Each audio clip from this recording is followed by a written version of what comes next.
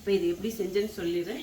So first வந்து எண்ணெய் ஊற்றிட்டு சின்ன வெங்காயம் நல்லா கொஞ்சம் நிறைய ஃபைனாக கட் பண்ணி போட்டு அதை நல்லா வதக்கிட்டு கொஞ்சம் இஞ்சி பூண்டு பேஸ்ட்டு அதுவும் நல்லா வதக்கிட்டு சிக்கன் போட்டேன்.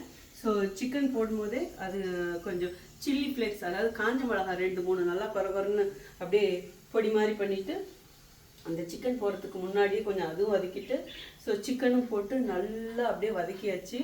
வதக்கினதுக்கப்புறம் அந்த பச்சை மணம் அந்த எப்படி சொல்கிறது அந்த சிக்கனுக்குன்னு ஒரு வாடை இருக்கும்ல, ஸோ அதெல்லாம் நல்லா வதக்கும் போது போயிடும். அப்புறம் வதக்கினதுக்கப்புறம் பார்த்திங்கன்னா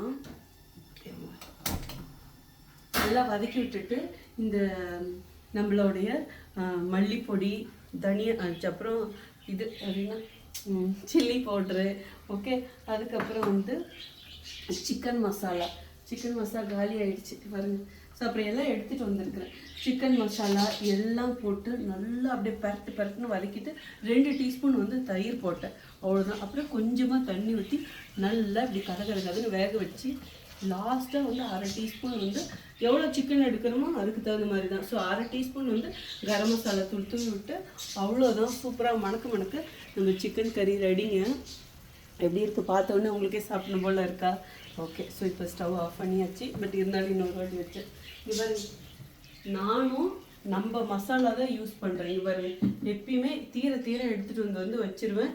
இப்போ பாட்டில் எல்லாம் ஃபுல்லாக கம்மியாயிடுச்சு பாருங்க. இது வந்து கரம் மசாலா வாசனை போயிடும், மூடிடலாம். அடுத்தது மல்லிப்பொடி தீந்துருச்சு, இது கொட்டணும். அதுக்கப்புறம் மிளகாய் பொடி, ஓகே.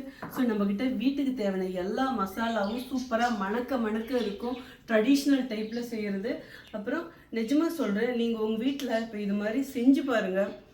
உங்கள் வீட்டில் இருக்கிறவங்க கண்டிப்பாக பாராட்டுவாங்க, திருப்தியாகவும் இருக்கும். எந்த விதமான கெமிக்கலுமே இல்லாத ப்ரீமியம் குவாலிட்டியில் செய்கிறது. இது வந்து பிரியாணி, சிம்பிள் பிரியாணி, ஓகே. நான் வந்து கம்பெனியில் ஒர்க் இருக்குது. ஸோ அவசரமாக செஞ்ச அவசர பிரியாணின்னு கூட சொல்லலாம். அப்படியே கதன்னு இருக்குது பார்த்தீங்களா? ஸோ சீக்கிரம் செஞ்சேன். பட் இதெல்லாம் எடுத்து ஒரு பாத்திரத்தில் கொட்டினேன். இங்கே பார்த்தீங்களா அப்படியே ஜூஸியாக இருக்குது விதியா சாமி. இப்படி சீரக சம்பாவில் செஞ்சது. இன்றைக்கி ரொம்ப வந்து அப்படியே நல்லா வதக்கி செய்கிறதுக்கு கூட எனக்கு டைம் இல்லை பார்த்தீங்களா. தக்காளிலாம் முழுசாக இருக்குது. இந்த தக்காளிலாம் இன்னும் நல்லா அப்படியே கதன்னு வெந்திருக்கணும். நிஜமாக எனக்கு டைம் இல்லை. ஸோ அதனால டக்குன்னு வந்துட்டு இந்த பக்கம் வந்து சிக்கன் கிரேவியும் அப்புறம் இந்த பக்கம் பிரியாணி சீரக சம்பால், அவ்வளோதான். ஸோ மேலே வந்து கொஞ்சமாக நெய். ஸோ உங்களுக்கும் இது வந்து நம்ம பிரியாணி மசாலா போட்டு செஞ்சதுங்க, சூப்பராக இருக்கும். ட்ரை பண்ணி பாருங்கள். அடுத்த வீடியோவில் பார்க்குறேன். See you, bye, love you all. அடுத்த வீடியோவில் சாப்பிட்றது வரும், ஓகே.